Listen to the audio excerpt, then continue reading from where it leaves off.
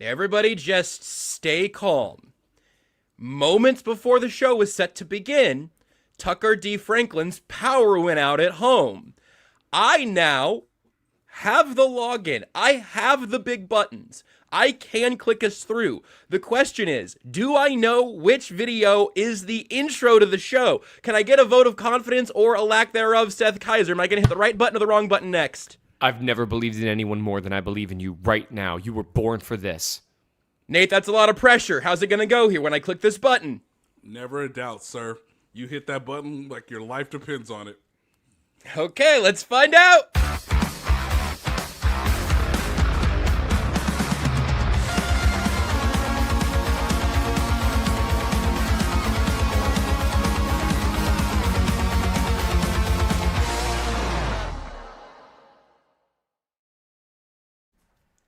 Looked and sounded good to me, so I'm gonna take it. I'm host and producer Joshua Brisco here with Seth Keysor and Nate Taylor, who are only doing one job at a time. Fellas, how's the easy life? These fingers are working hard. Tucker, we're live, baby! I did it! We are live! How are you guys doing?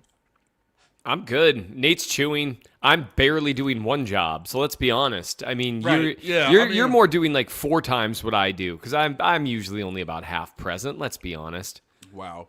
I'm doing, pretty good, all things considered.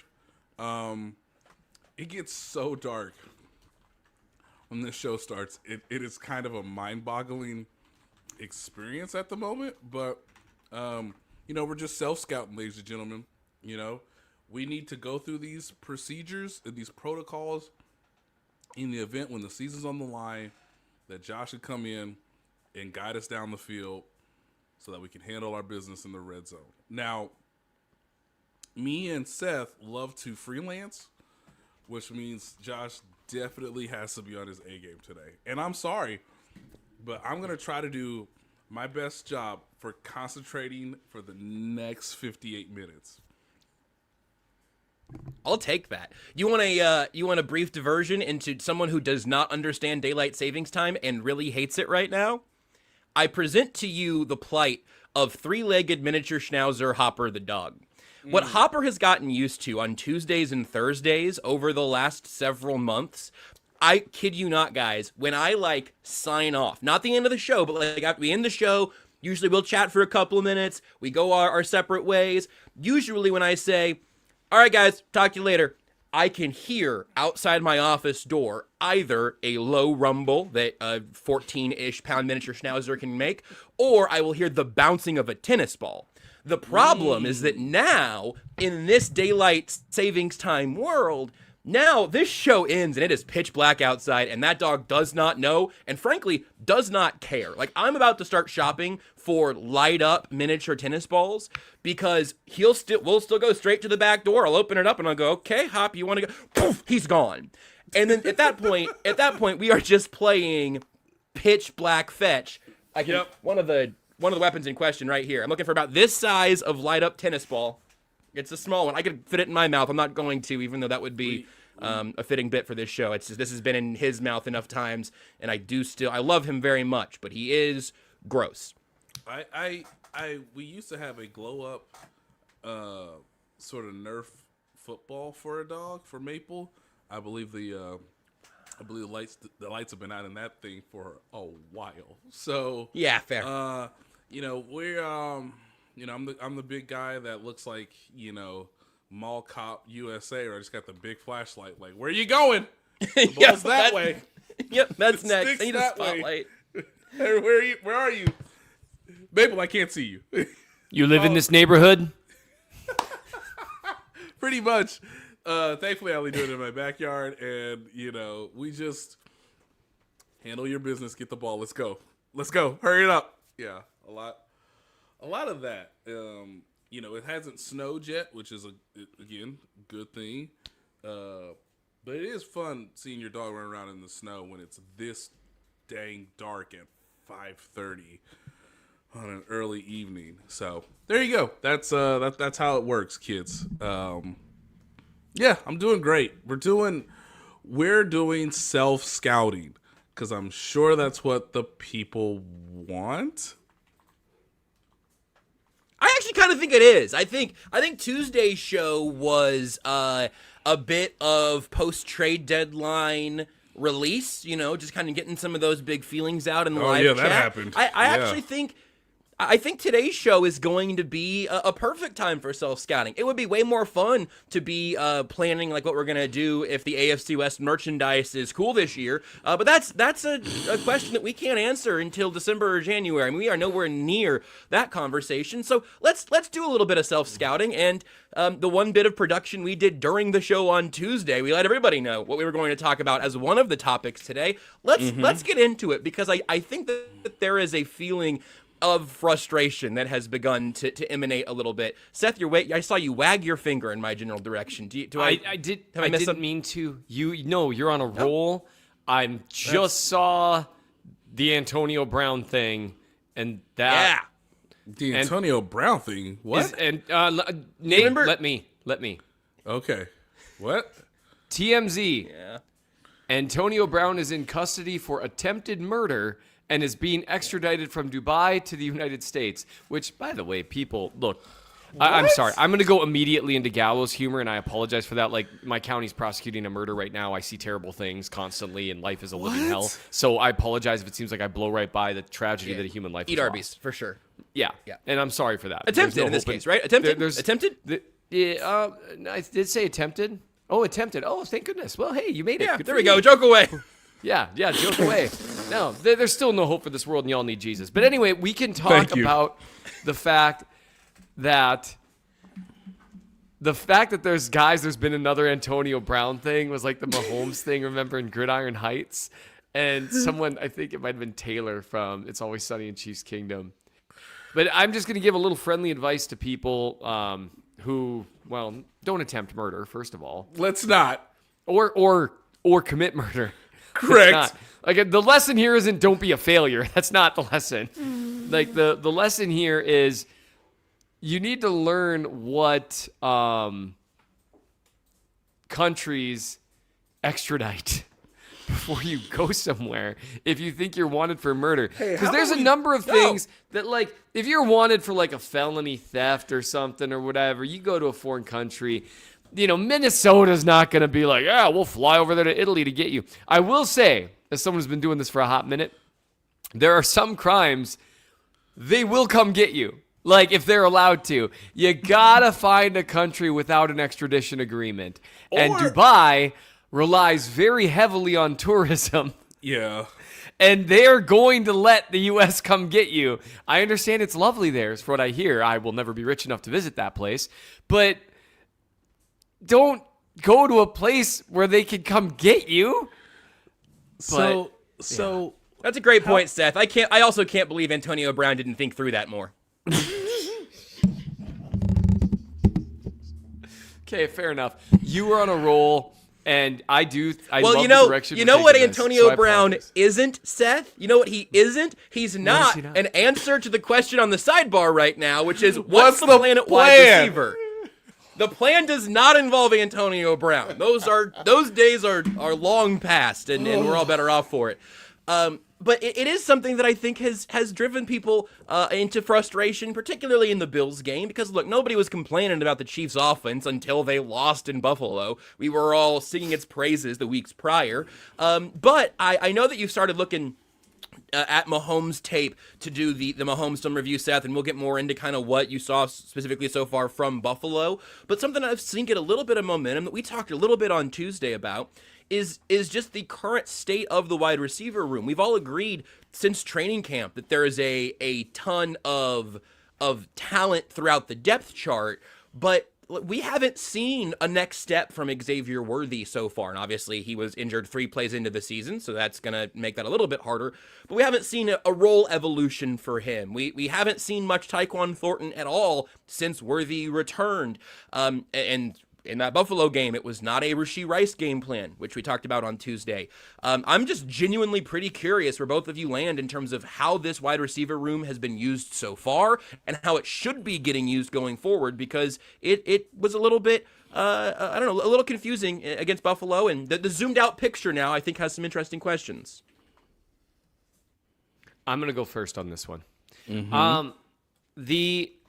the thing with the Chiefs wide receiver room, and we're going to talk about Mahomes later, there were some plays that the receivers were affected. Rice had a couple plays where he was open, where he was affected once because of Mahomes, then a couple times because of offensive line play, honestly. Yep. And there's a bunch of different levers here. One lever is, are we even having this conversation if Spags has success overall against the Bills offense? Now, to be fair, man, if you go back and rewatch the film, I had forgotten how many times in the second half, which was, I think it was twice. It was 3 times. 3 times. The defense was like, okay, go get it. Okay, go get it. Including in the fourth quarter. There's like, they got the stop to where they pulled within a score. And the defense tightened up. Right. Let's say that goes a little bit differently. Let's say, what if Tyquan Thornton pulls down that second to last throw, which, by the way, and look, Hail Marys are tough to pull down. Of course, put it in his hands though, and that's I think Cole Bishop gets a lot of credit, but that play, he really deserves credit for timing his jump well and being in a position to punch the ball out of the ball, almost being secured by Tyquan Thornton. I mean, I cannot stress enough how good Cole Bishop was in that game. And I hope Buffalo Bill fans hear that. He was honestly incredible. He knocked that out. He knocked out a couple of them. Or let's say, how differently do we view this game if Rashee Rice doesn't have it knocked out by Cole Bishop on 4th and 3, which is a play where Worthy's open to the other side, but Rice is there, and Cole Bishop made a great play because he actually drifts left for a minute like he's covering Kelsey. Right. And so Mahomes makes the right read. His first guy's open, so you fire. I mean, that's 4th and 3. That's catch and fire. And people loved it, like, well, Worthy was more open. If your first read's open on 4th and 3, you hit it. That's what you do. So whatever. But let's say Rice is able to hang on to that and Cole Bishop doesn't make a great play. That changes the course of the game, all sorts of things. But the Thornton one in particular, how despondent are we about the Chiefs receiver room? That's how thin a line these things dangle on. I will say for me, I would still be a little bothered, but I don't know if I have a solution. It's really easy for me to say Tyquan Thornton needs more snaps and a larger role. And I'm right. That should absolutely happen. Easy example of this, early in the second half, maybe even the first drive of the second half, 2nd and 5 after a 5-yard run on first down. The Chiefs run an RPO. Mahomes pulls, throws it to Worthy. I think it's an actual RPO. I don't think it's just a play fake. Worthy ends up losing 2 yards. Kelsey didn't really stick his block. Worthy kind of clutched it. It just should have gained a yard or 2, I guess. And honestly, Mahomes probably should have just handed it off because I think there was a lane there for them to pick up 5 yards and a first down. Here's the thing that bothers me about that play. Pre-snap, you've got numbers to the left side because you're doing this RPO with a potential screen of sorts to Worthy. All alone on the right side on the boundary is Tyquan Thornton in man coverage, and there is only one safety over the top. Earlier this season, when Mahomes was like looking around and was like, where is everybody? Mahomes takes that shot. Mahomes at the line, I don't think he points at Thornton because that'd probably be a giveaway. I mean, maybe not as much as Xavier Worthy's body language, but who knows? And so, look, you deserve to get torched for that a little bit, and I guarantee you, Andy has said something to Worthy, probably posted the thing in his locker and look, kid, I get you want the ball, but you can't have people saying stuff like this about you. Right. I wish somebody on the coaching staff would have noticed it before the Bills game, but yeah, we can get back to hating on the wide receiver coaching. Yeah, you get half position coaches, but look, they got a lot to do, Josh. They're watching their position the whole game, whole practice, whole season. Yeah. It's a lot going on. It's a lot of receivers, Josh. Why are you asking for perfection? I will say he's a grown bleeping man. Have good body language. This isn't Pee-wee. This is when people were mad at the coaching staff when Kadarius Toney didn't line up on sides. Correct. I'm you think they don't coach him to line up on sides? Hey, same wide receivers, coach. Don't do that. Don't do that. Connor Embry took a bunch of hate for a talentless I just have to state the facts, guys. That's why I'm here. Tongue-in-cheekly. Look, it's not kind of Embry's fault. You're right. It would be helpful And I do think there's something to this because I think I know where you're going, Seth. Where you can I'm glad one of us does. you can use Tyquan Thornton and Xavier Worthy as like an accordion for both players. Like you can lean on one to then open up the other, or to get one involved so that the other one can have maybe more one-on-one opportunities when the opponent doesn't just automatically assume that you're running across in motion just to go 9 route. I can't see who said it in the comments. I thought it was a really good point. And the Chiefs have, I think, tried to do this, but maybe it was DJ. You know, can they get Worthy more involved early? I would say yes, but to Josh's point, the offense should, especially this year, the offense should still probably flow through Travis Kelce and Rashee Rice. So it's a lot to go on, but at the same time, I get the sense that the Chiefs probably understand they need to have Tyquan Thornton out there as much. So the question becomes, and I know you're going to get to this too, Josh, whose role would you slightly reduce if you're trying to get more from Worthy because he's not just the sole deep threat on the field, and vice versa with Thornton because he's not just the sole deep threat on the field. Well, who are you sort of slightly decreasing that's not necessarily Juju Smith-Schuster? And I'll deflect that your direction, Seth, because I think the obvious, like, there aren't that many chairs to shuffle, and it's been kind of interesting what we've seen from Hollywood Brown this year because he has been a part of some big plays, even in Buffalo. I think there's a role in the offense for all of these guys on some level, but when we're specifically talking about the vertical passing game and being able to win at the, come back for the ball, Tyquan Thornton showed so much early in the season. So is there a way to involve all of those guys in a relatively heavy way, Seth, or do you need to bring one of those sliders way down for one of the other top few guys? Because Hollywood Brown got the third spot on the Rice Worthy return of the Three Amigos kind of thing. Hollywood's been that third guy. Has he earned that this year? I'm genuinely not sure. I think there's a good example of, Brown does have a skill set. Like, he'd be the third receiver on a lot of teams. He'd be the second receiver on some teams. Titans! Sorry. I don't know if I viewed him as such a good fit for what the Chiefs needed.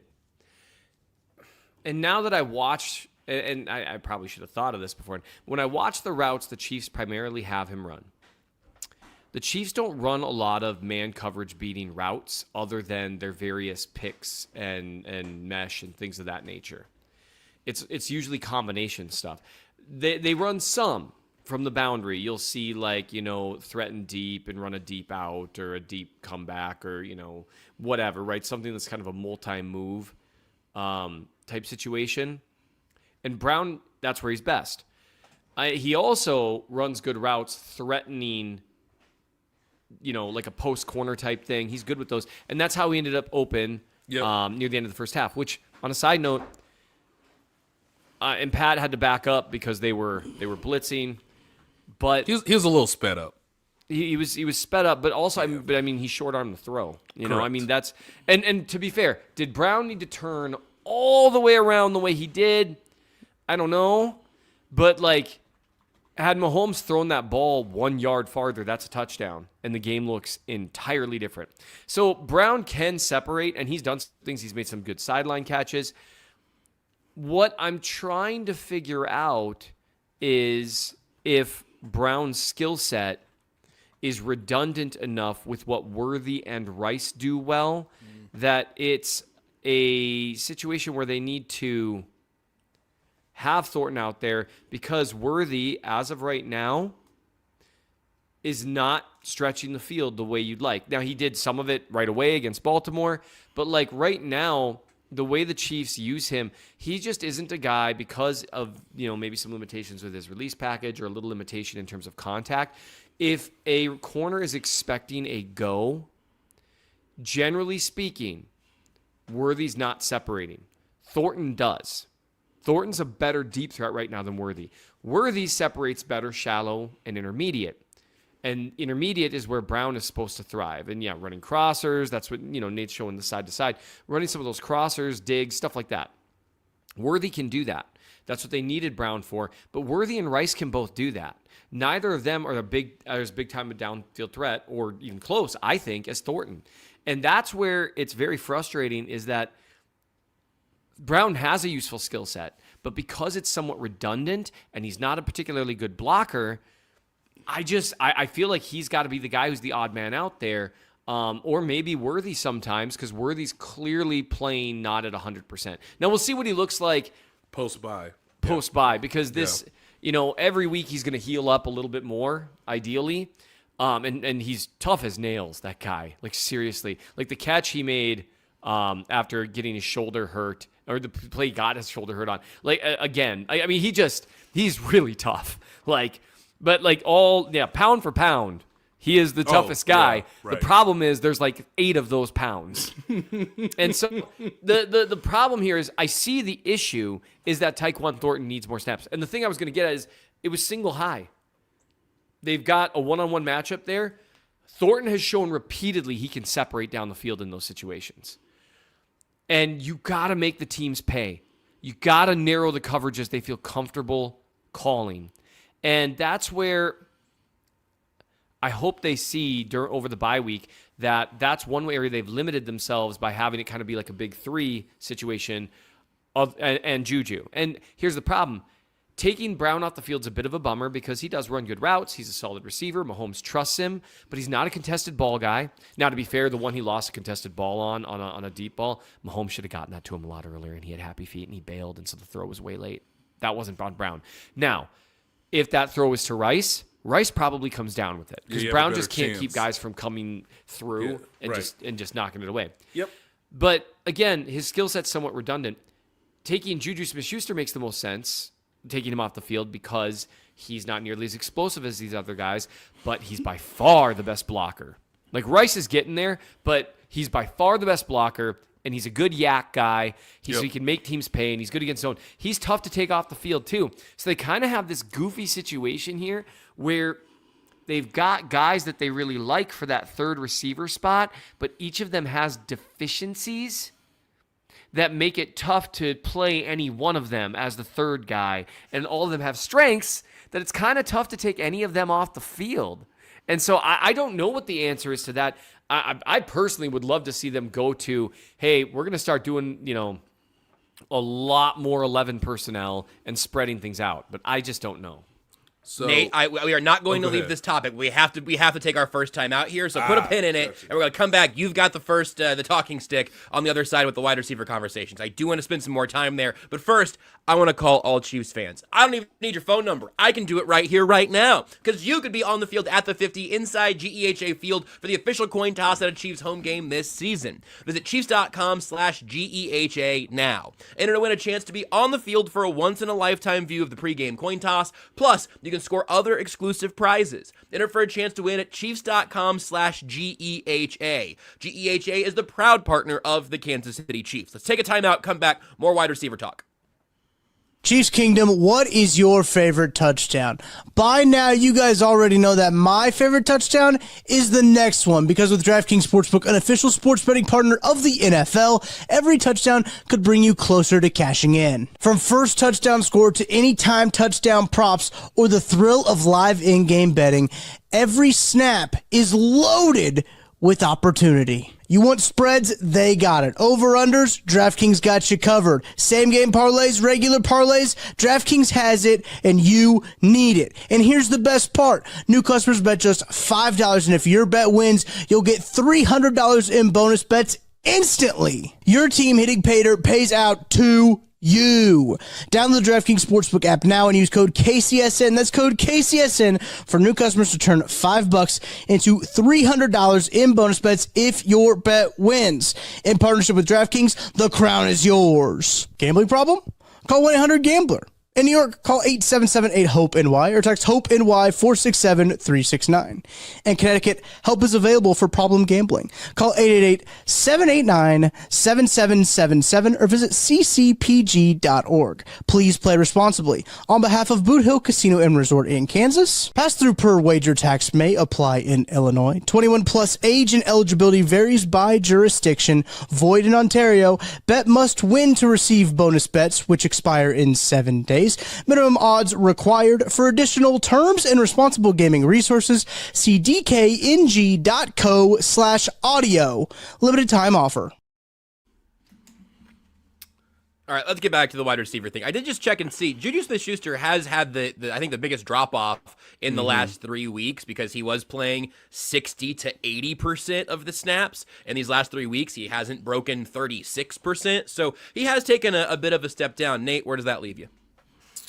When you have this many skill position players, because we haven't even included Travis Kelce and Noah Gray into this mix, it does serve as a reminder that the quickest way for your quarterback to get in rhythm so that he can actually fulfill his job of spreading the ball around is to be on time, be in rhythm, have a good game plan, one preferably better than what we saw in Buffalo, and the offensive line has to be in service of those receivers. I truly believe that. You can't necessarily, because I don't think the Chiefs want to go back to a world where Mahomes is having to be wondrous in terms of extending plays and improvisation and extending the down. They would like him to be in rhythm, and that's where the statistical difference is in terms of him getting the ball out on time for Rashee Rice,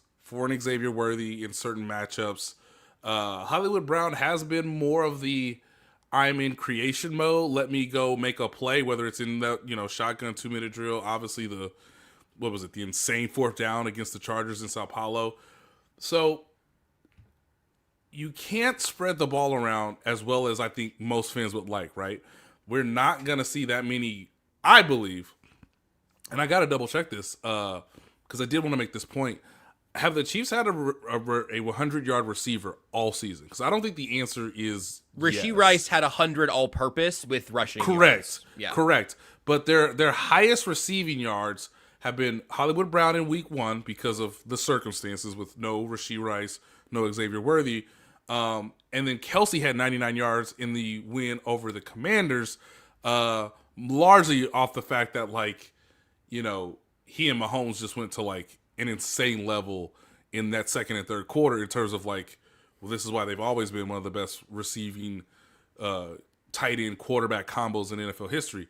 So we have half of the season as a sample size. No one's had over 100 yards of receiving. So in order for you to keep everybody involved, it really is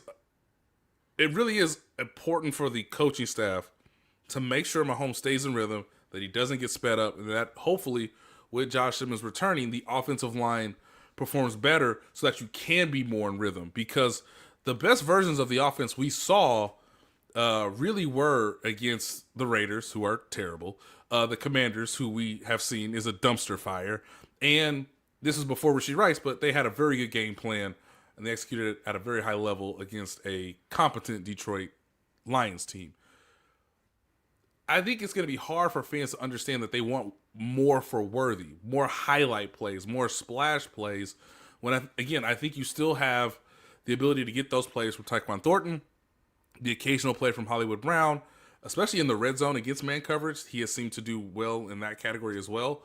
But they're probably going to rely mostly on Kelce and Rice, and that just doesn't lend itself for someone to have extreme numbers, I think, in the second half of the season. They just all have to collectively be ready for their opportunities and help their quarterback stay in rhythm, whatever the passing concept is, whatever the down and distance is, based on what the coaching staff hopefully will present better on a more consistent manner now that everybody is healthy and available. So let's talk about the quarterback and the offensive line. And like you mentioned, we acknowledged this on Tuesday, didn't spend a lot of time on it, but Josh Simmons back in the building, and the O-line theoretically getting healthier during, at least for them, a very well-timed bye week. If you're Trey Smith, Juwan Taylor, certainly Josh Simmons, in its own way, Jalen Moore. Yep. So that was all clearly a factor against Buffalo, and we talked about that a good amount. And Seth, however much you need to include that in this, up to you. But what did you see as you've started to go back and look specifically at Mahomes against the Bills? I initially thought that it only happened later on in the game, but if you go to the first third down the Chiefs had, he had Rice on an out past the sticks, and he hesitated just for a split second. But that's a timing throw. You got to trust your guy to win that and fire it. If you're going to treat someone like a wide receiver one, you trust and fire. And he used to hit that throw to Hill all the time. But he was a touch late, which meant he had to throw it hotter, and it went a little high on him. That was one that was just an inaccurate throw, but he was just a titch late. It's interesting because his first throw of the game was across the middle of the field to Brown, who was absolutely covered, and Mahomes just fired it past the defender. And I think Brown was so surprised it got by that he tried to one-hand it, which honestly, I looked at the positioning. I think he could have put two hands on that and caught it. It was an unbelievable throw. Like that was like Mahomes was ready to just do some stuff, and that drop kind of set a pretty tough tone. But the thing to Rice, that was on him. Normally, Patrick Mahomes averages, it depends on the year, but anywhere between 0.8 and 1.6 happy feet snaps a game. He had 3 against the Bills. And remember, for me, a happy feet snap, it's one where, he's bailing out of the pocket unnecessarily. And not just because the blocking's there. There are times where the blocking's there, but he observes that everyone's covered, and he's going to try to move zone defenders, create a throwing lane. That's not happy feet. That's intentional. And because he succeeds so much more often than he fails with it, sometimes he fails, I don't count that as a negative type snap. It's a unique thing to him. He also had 3 missed shots that I charted where he and that's 3 missed shots snaps, because there's one where he missed 2. You had on his intentional grounding, he really had options, and he really should have gotten. It wasn't intentional grounding, but sure. Right. But that's the none of it should have ever happened. He had a guy open. He had Gray coming open across the middle of the field. Not coming open, he was open, the left side in the middle of the field. And then beyond him, he had Rice coming open deep.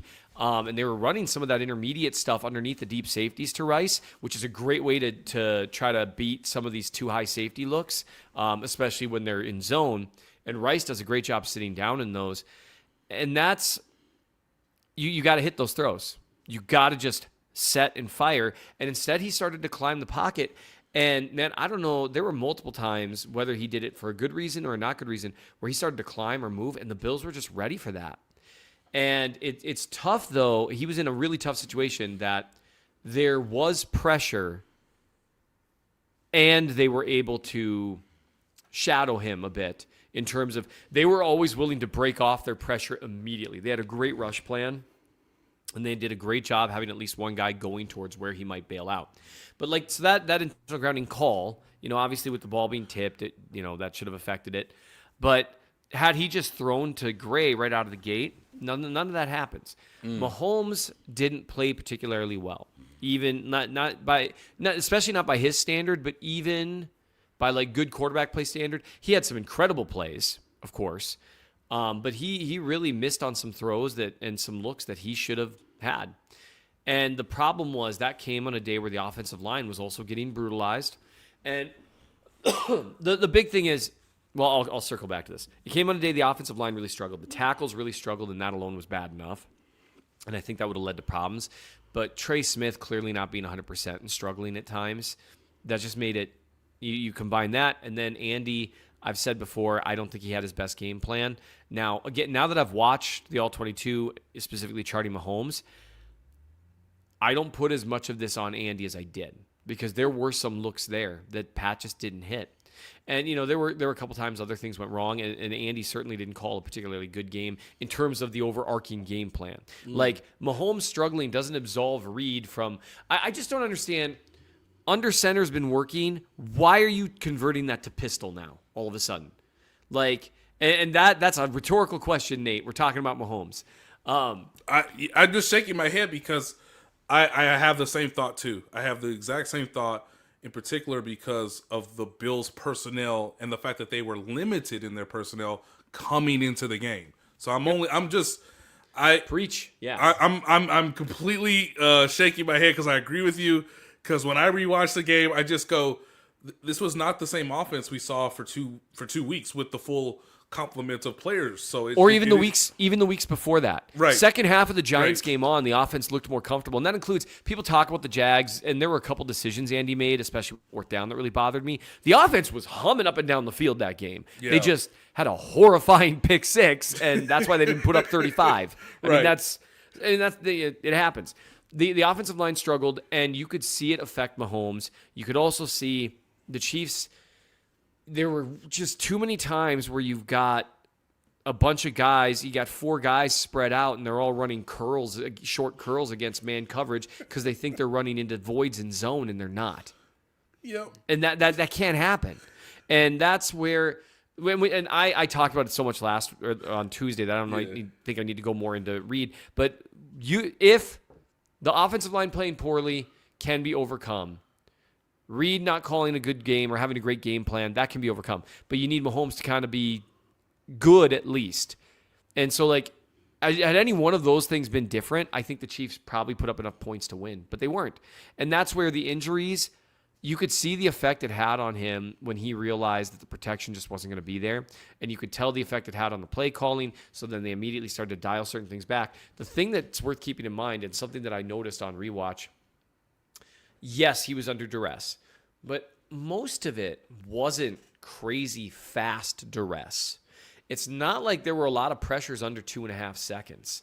And I think Next Gen Stats backs that up. Yeah, I was just about to say that their pass rush plan was so good that all they said was just as long as no one goes over the top, if we just make him hold it a little longer, maybe it will actually get him out of rhythm. And then he actually started getting hit.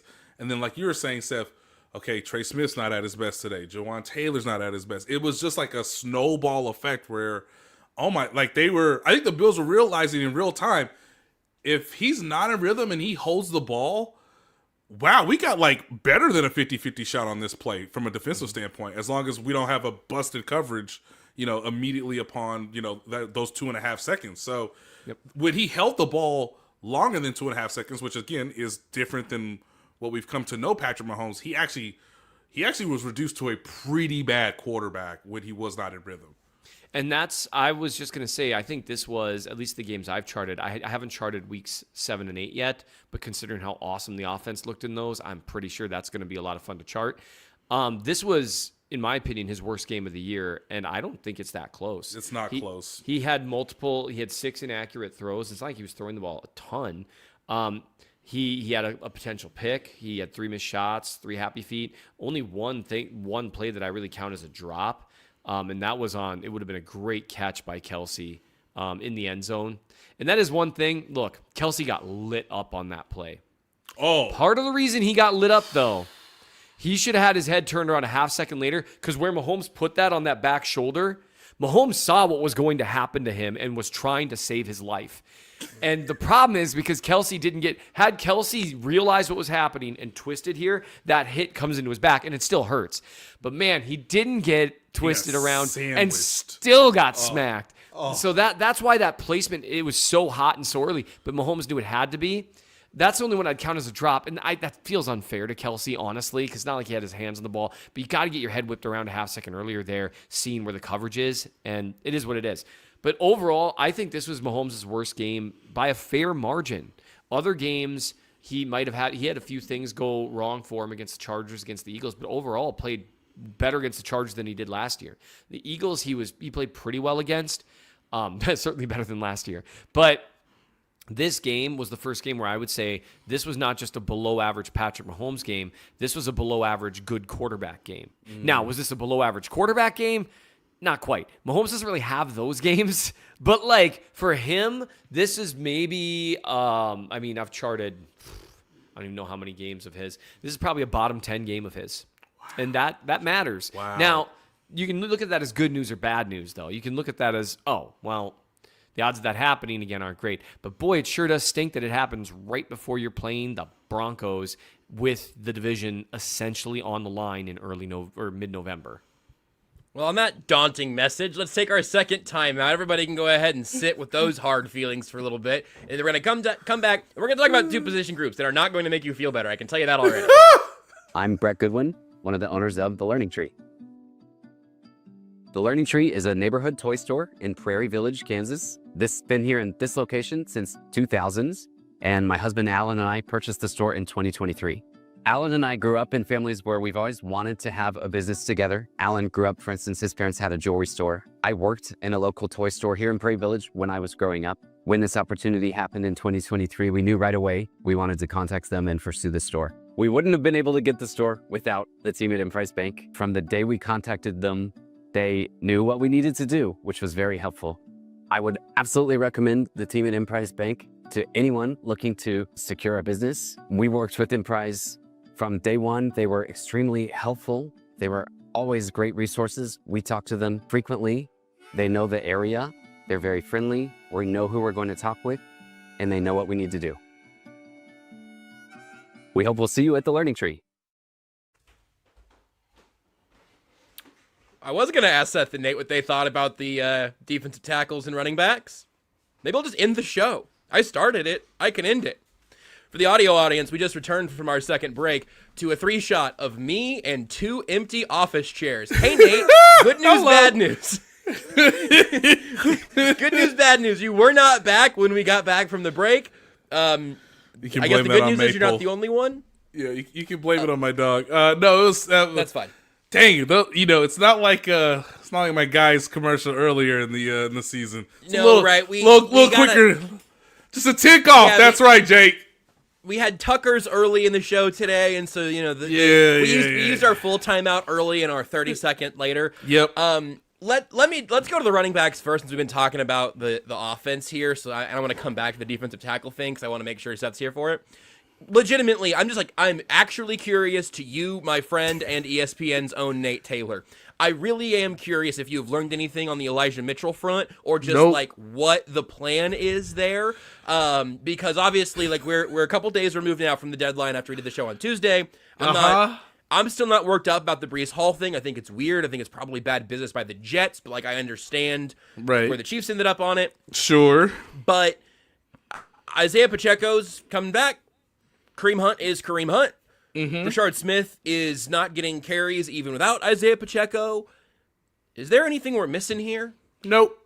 Okay. Nope. Nope. Look, man. Who was it earlier? Let me make sure I get it. Dub Freak Free. Look, I have been at the Chiefs facility. That is part of my job. I have been given access to watch practice. A slim portion, very slim portion of practice. I can assure you, Dub, that Elijah Mitchell has been on the practice field. I can assure you that he still hangs out with his really good friend Jalen Moore. They're boys coming all the way back from their days in San Francisco. He seems to have really ingratiated himself with Kareem Hunt and Clyde Edwards-Helaire and Isaiah Pacheco. It's one of those things where it's like, we're halfway through the season. You guys chose to give the ball to Clyde Edwards-Helaire, who did not participate at any point of training camp, any portion of the preseason, before you gave the ball to Elijah Mitchell. Is his hamstring mush? Like, I don't understand, because if you are wondering, ladies and gentlemen, Elijah Mitchell missed all of last year because of a hamstring injury that was pretty severe. So he took the smart route, which was to not rush back. He was a free agent. Hey, let's make sure you're fully healthy so that you can work out and show teams come the springtime that, hey, I'm ready for a one-year shot, sort of prove-it deal to earn my place back on a 53-man roster in hopes of contributing as like a second-tier running back, right? The sort of change of pace guy. Well, that is what he was billed as. The Chiefs knew that Kareem Hunt Wasn't going to get as many carries as he had last year with the healthy return of Isaiah Pacheco. But hey, as Josh has said before, and will continue to be correct, running backs get hurt. No one has given me a legitimate answer, ladies and gentlemen, that I can present to you. I know Seamus says, so is Elijah Mitchell a vibes guy only in the running back room? What else do I have? The only thing I'm hung up on. The only thing I'm hung up on is the active roster spot. Because we're gonna, when we hop over to the defensive tackle room here in a second, I'm gonna talk about a practice squad guy. But it's just what's odd. It's just strange. It's just strange you would have a guy on the active roster who you would pull from the practice squad to leapfrog, where it's not like you're holding on to Elijah Mitchell. Elijah Mitchell is also not Jared Wiley, right? Where Jared Wiley's on the he's a healthy scratch every week. He's on the 53 because he's a recent draft pick coming off a serious injury, and maybe they think, hey, you know what, we can have him stick around this year, and then next year maybe you're taking a step up or whatever. Correct. Doesn't bother me one bit. Right. Having Clyde and Carson Steele on the practice squad doesn't really bother me, although we talked about it some at roster cutdowns. I think the overall running back room has been kind of confusing, but whatever. It's practice squad spots. It just doesn't add up. It's interesting. I just want to remind you, when it's not a short yardage situation, their best running back wears number 4. Yeah. Which I guess and look at Seth's face. Yeah. Because it's true. Seth, it's because he will take the snap out of shotgun. So he's not getting under center. Their best running back on this team wears number 4. And ladies or and gentlemen, 15. Or 15, right? Because for a month he led the team in rushing. Look, I love that Steven says might as well put Nico Remigio at running back. I can tell you he'll find a lane. As long as nobody holds, he can be effective. If I was Elijah Mitchell, you're stuck because do you not fit the system? Is it a playbook issue? Did you say something in a meeting we don't know about? Can you not catch the? One thing I thought. But none of the things, Nate, are bad enough to get cut. Well, that's my point. Or you can't even do what Mike Pinnell did, which is go to the Bengals and say, look, it's been fun. I got to go back home. Right? Right. It was nice to go on these days. The Niners have had running back injuries. I don't know. They had everything injuries. Right. I mean, they're entirely injured. Yeah. So, but I wouldn't advise Elijah Mitchell to be ask for your release, because then the checks stop coming, okay? And you need checks, okay? And everybody knows what running back room you got boxed out of. It's not, this isn't, right. He didn't spend a training camp and then get jumped by a couple guys in the depth chart. Look, Tim, I know you're saying he must be hurt. He would have to be on the injury report because he's on the 53-man roster. He would have to be injured. Right, at cutdowns or whatever. No, I mean, look, he didn't show a ton in the preseason. We all talked about that, which made him a legitimate bubble guy in terms of being on the cut line if you were going to keep 3 running backs or 4 running backs, knowing we knew the Chiefs wanted to develop Brashard Smith over the course of the season. So, Seth, I don't know. Is it an intangible thing that we cannot see? Yes, thank you, Dave. His wife, who I guess we should identify her, but his wife had to join Twitter. Can you imagine your job? Your place of employment is so bad for whatever reason that your wife's like, you know what? Let me get on the social media apps and tell him what's really going on. His wife says he's healthy. And again, if he wasn't healthy, he'd be on the injury report. So, I don't know, man. I don't know. But yeah, Isaiah Pacheco has a chance of returning sooner rather than later, which is a good thing. If he was not going to see the field against the Bills, I don't know when he would see. How can we have any logical discussion about him when I do not know. Seth, you want to make one plea to the beyond, and then we can talk about the defensive tackle group? I'd love to, but when the reporting by Nate and not just you, but 1 or 2 other people early in the season was that the Chiefs were surprised that Pacheco wasn't running the ball better. I stopped not caring, but I just there comes a certain point to where if you are expecting different results with the same thing, okay. And that's, Pacheco did start running the ball better, under center especially, and that's great, and that'll help the running back room when he gets back. But, they were running the ball well against Buffalo regardless, and they just wouldn't do it. So it's a frustrating topic to me. The Mitchell stuff is frustrating. I genuinely don't understand it. I don't either. I don't. It's just... Okay, well, let's get to something that's easy to understand. Then. Let's go ahead and get to the easy position group. Hold on. Last thing. We thought they were moneyballing the running back room. That ain't Moneyball out there, y'all. That's not what the movie demonstrates. Because we thought, hey, Billy, this is Elijah Mitchell. The reason why he's not on the team is his hamstring fell off last year, and there's a bunch of running backs in this year's draft class, which means we could get him for the low price of ... But hey, functional player, will help us, has been in a good system before, coming over with a teammate in Jalen Moore. Hey, we think we can squeeze something out of him from a production standpoint. That's Moneyball. Hey, we're going to bring Kareem Hunt back because, again, a lot of running backs in this year's draft class. You know what? We're going to Moneyball the draft, too. We're not even going to take one until the 7th round. And guess what? He didn't even play running back his entire time in college.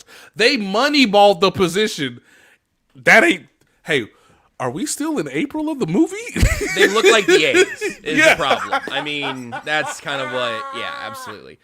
We don't have to make this a whole topic because I know we got to wrap up the whole show in a handful of minutes, and Nate's got a big outro that I don't know what it means. I just know that there's something coming, there's something in the chamber. So I just want to at least mention this because I've said his name more than any other Chiefs podcaster in the world in the last 6 months, even though Get Swanson's made a run for it for other reasons. I just want to note that the Pittsburgh Steelers signed Broderick Martin. Actually, now, Broderick Martin Rhodes. Didn't know he was hyphenated now. There you go. Tip that. The Steelers just signed earlier today Broderick Martin Rhodes off the Chiefs practice squad. He's one of those defensive tackles that was a high pick just a few years ago. Him and Zach Pickens are the two guys who the Chiefs added to their practice squad. Marlon Tuipulotu's also there.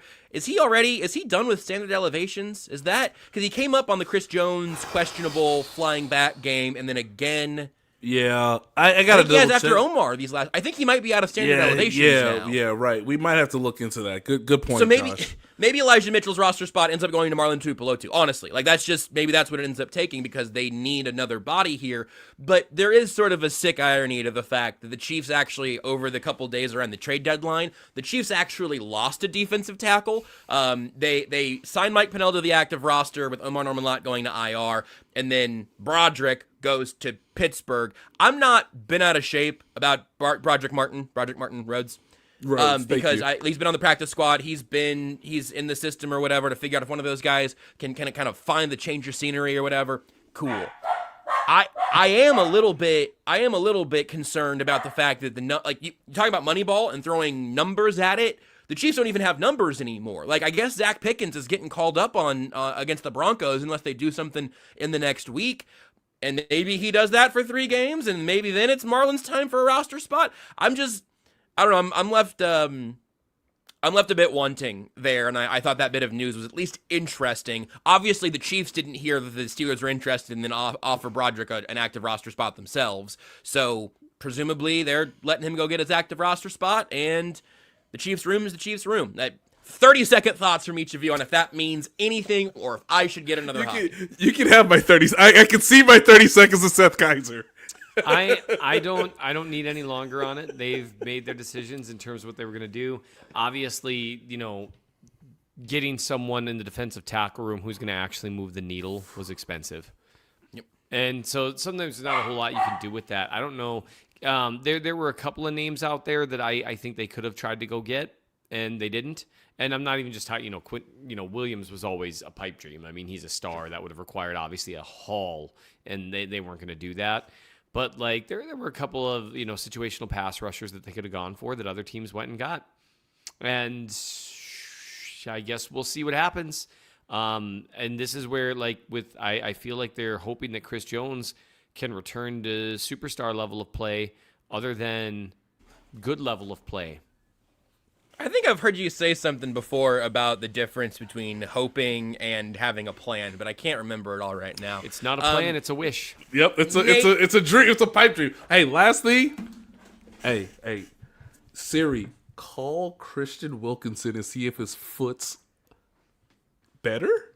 I've been wondering about Christian Wilkins for a minute, and I have heard nothing still from anybody. Well, so remember I told you guys it would be like Thanksgiving time. Yeah. Just saying. I hey, hope that can foot is healthy and he's feeling fresh. How's your foot, sir? Great. If there's, I'll tell you what, I'll put the asterisk here right now. If there is a behind closed doors, effectively finished deal with Christian Wilkins, and the Chiefs are just expecting him back after Thanksgiving, then you can go ahead and look back on most of this conversation and remember that it was worthless. If that happened, I will happily. Okay, cool. They had a plan in place before we knew about it. Great. I just wanted to remind people of that. Like, if you're asking me, like, well, who can they sign since the trade deadline has passed? He would be probably the most notable player. Again, if his foot is functional. Yeah. So yeah, there we go. Just hell of a sell scout for 55 minutes. We had plenty of material to get through, and I guess you're going to get us the rest of the way there, Nate. As always, we'll be back our full usual schedule next week. We'll start looking ahead of the Broncos a little bit. We'll see what else we can self-scout in time for Tuesday's show. But Nate, I heard there was story time coming, and I am seated for it. Okay. Well, it's not necessarily. I mean, I guess there is a story to this. I just wanted to be. There always is. I just wanted to be upfront. Okay, I want you to get the bingo card and know that we are not going for 15 minutes. Okay, all right. We're gonna do a tight 4 minutes, and if you've made it this far, God bless you as always. We love you. I love you specifically. I'm gonna share something. You have so much joy with that clipboard in your hand, Josh. I love it. I love it very much. I love my bingo clipboard. There will be no Martha Stewart talk. There will be no zipper talk, although it would be nice to see a zipper 2 weekends from now. You already got a Martha Stewart check on my bingo card. In Denver. So. Hey, can Denver be a zipper game? That'd be cool. A little zip. All right. Perfect. Thank you, Dub. Love you, boys. Love you, ladies. Thank you for everything. I just want to put a nice little PSA out there. And again, I'm going to be very quick. So if this feels knee-jerky, like it is, it's fine. I've already told the guys. I know this Tucker's. He's still behind the board. He wants. Yeah, Tucker's still back there. Yeah, this was not fun. Yeah, okay. If you want to hit a dong, let him hear a dong real quick. Blow the dong if you want, Tucker. I just want to make sure he's still awake. All right, so I've known this for about a month now, a little more than a month, and so it's time. It's time to tell people. So, look, I'm not going to be on next Tuesday's show, unfortunately. I have a medical procedure that I have to take care of, and I'm mostly asking for prayers and support because I have something that I'm going to say. I'm going to butcher this immediately, but, I do have it. I do have it here. I do have the pamphlet. I'm going to have renal see, I'm terrible at this. It's really tough. Cryoablation procedure on Tuesday. So what that basically means is it is a invasive treatment for kidney cancer. I think it's gonna be fine. It's never easy when the word cancer pops out. But I've known this again for about a month now. We'll see how the procedure goes. Hopefully I'm back by minimal invasive or non-invasive, as Holly would say. Thanks, babe, via text. She knew before this moment. Yeah, right? Yeah. She was in the office with me. So I've been dealing with back pain, and then it became something where I needed a CT scan, and it was sort of incidental diagnosis, is my understanding. So I have a cyst on my kidney. That cyst is like 95%. We are assured that it's cancer. It needs to be removed. That's going to happen on Tuesday. My hope is that I'm back by Thursday. and that I can actually like report things for you, ladies and gentlemen, for ESPN.com and obviously for this show. By Thursday, my hope is to still be in Denver for the all-important AFC West showdown in Seth Keysor's world, where I don't think the division is up for grabs on Sunday, but you know, Seth does. So it's the biggest game of the season, Seth. don't get so excited. Even though I've dismissed this game for a month. You can't use cancer to get me to agree with you now. Oh, come on! Come on, man! When can I ever do this? If you have time, you can say a prayer. I'd appreciate it.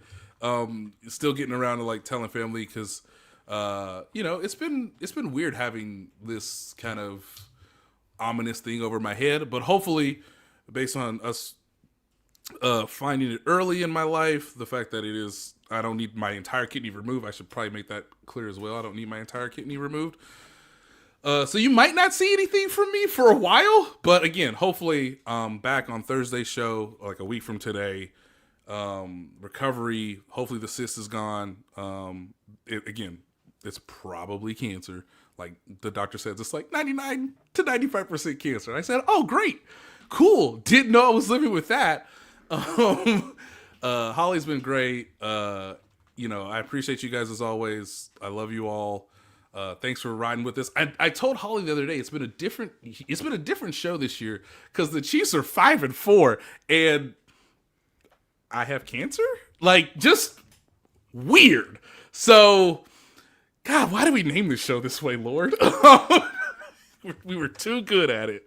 Last thing, if this is mostly for dudes because we're idiots, and I am totally willing to admit that I am a dude. Therefore, by nature, I am an idiot. Say it with me, young fellas in the car, in their house. I'm an idiot. With their ladies. I'm a guy, which means I'm an idiot.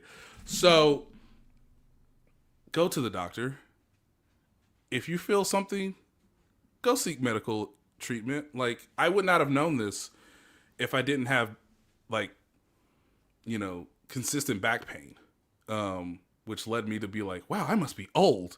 And then it's like, well, actually, you also have something that you need to take care of before you're 40.